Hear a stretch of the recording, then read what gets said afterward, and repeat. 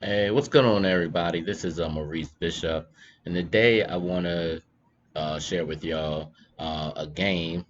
I'm not sure who this game was, but it's actually a position. But I wanted to teach y'all something in this position about focal points. This is actually straight out of the Art of Attack book by Vladimir Vujovic.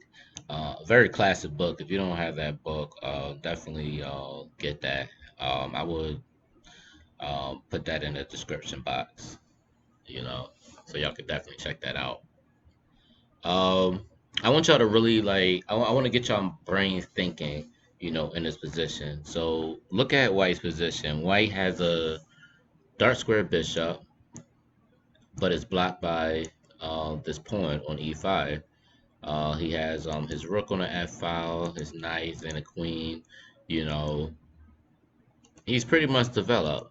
And then if you see any weakness for white, it's not really any weakness for white except for this pawn so far. This pawn on d3 is isolated. Um,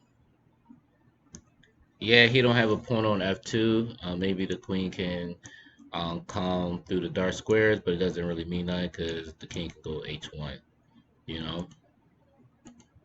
But as far as white, he has a good active dark square bishop. Knights, and the rook. It's getting closer to the king. And then you look at black's position. Black has a knight on the rim. Y'all know the principle. The knight on the rim is dim. So that's one thing you gotta look at.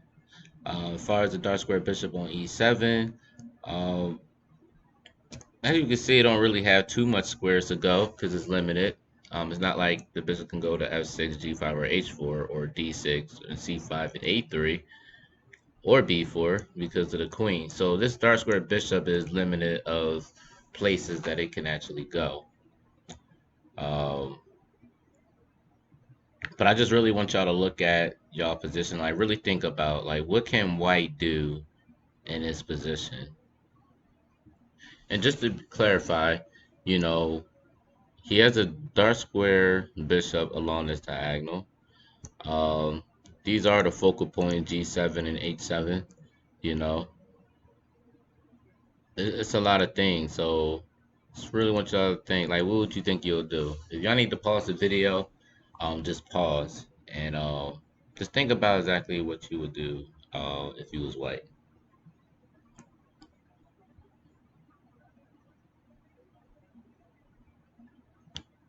All right, guys. So in this position, like I said, I always say the principle, y'all. If you had three or more pieces getting closer to the king or aiming at the king, then there's always some type of attack going on where you can actually do something to the king and win. All right. So if y'all saw this move, knight f6, you are correct. All right. So tell me, what would you do if the king goes to h8? You can pause the video if you need so. If you need to, what would you do in this position?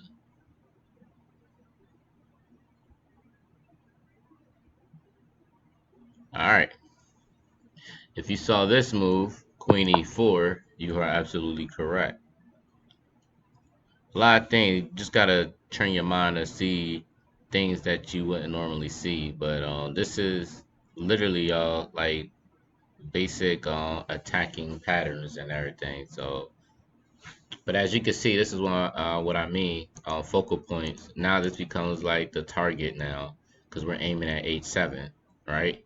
Queen e4. Once Queen e4 is played, let's say he, you know, takes the pawn. Then what do you do then? All right. You 3 seconds to think about it. If you say yes to taking, you are correct because if bishop captures f6, then you have this beautiful move, knight g5, and there's like no way he can stop this queen from getting to h7 checkmate. As you can see, the bishop can't take this because this bishop is pinning this bishop, and the only thing this bishop probably can do is take this bishop, but then queen captures h7 is checkmate. All right. So what would happen if, let's say, king h8 it doesn't happen? Let's say he takes right away. What would you do? All right. If y'all see this move, queen g3, you are absolutely correct. Queen g3 would be played. King h8, and e captures f6. And obviously, y'all, where the focal point becomes g7 now, because we're threatening on g7 checkmate. That is what we're threatening, and we gotta stop that. Obviously, you wouldn't want to do the move rook g8 because of e captures or f captures e7 with a check from long range. And really, the only way that he can really stop it is really f6 and bishop catches f6, rook g7, then that would be checkmate. And that would be a horrible way to lose. Either way, it's still horrible. But after e captures f6 and everything, let's say the bishop captures f6, what would you do in this position? And honestly, to most people, it's very hard to find this move. Uh, from a lot of people, they say it's very hard to find this move. You just gotta really think like an attacker, man. Also, another rule of thumb to really give y'all an idea.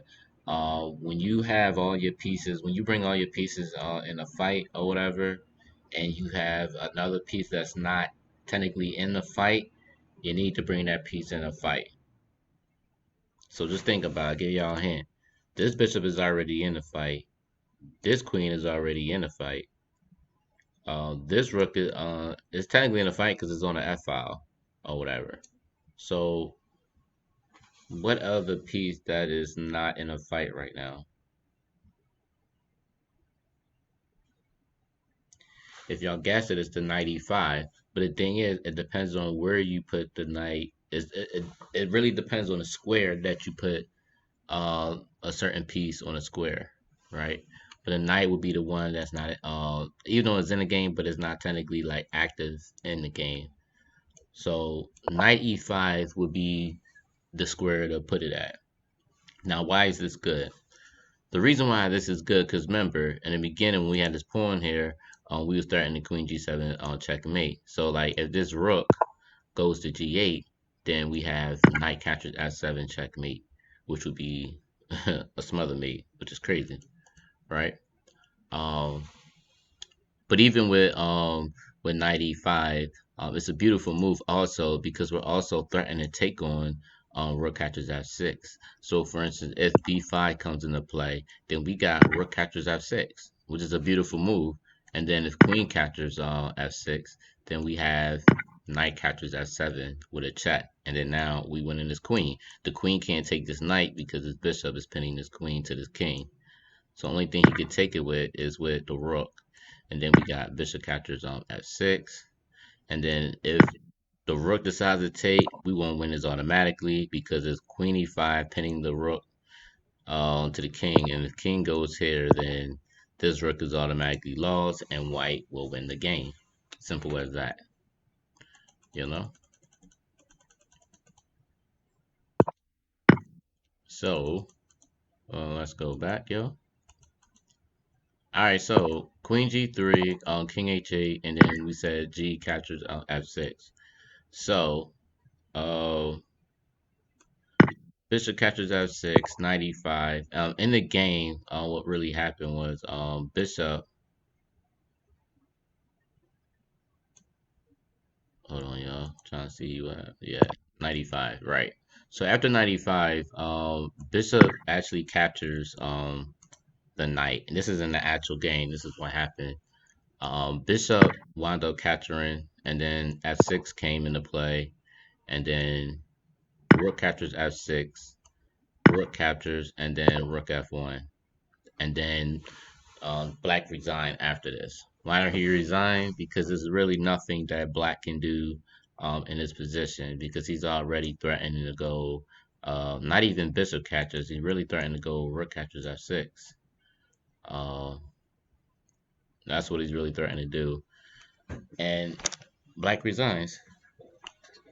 But like I said, y'all, this all goes back to this position, man, all the way back to finding the focal point. So even before you start attack, you want to look at, you know, number one, you gotta have a plan. Number one, what you want to do, but you gotta look at certain basic focal points. Knight h7.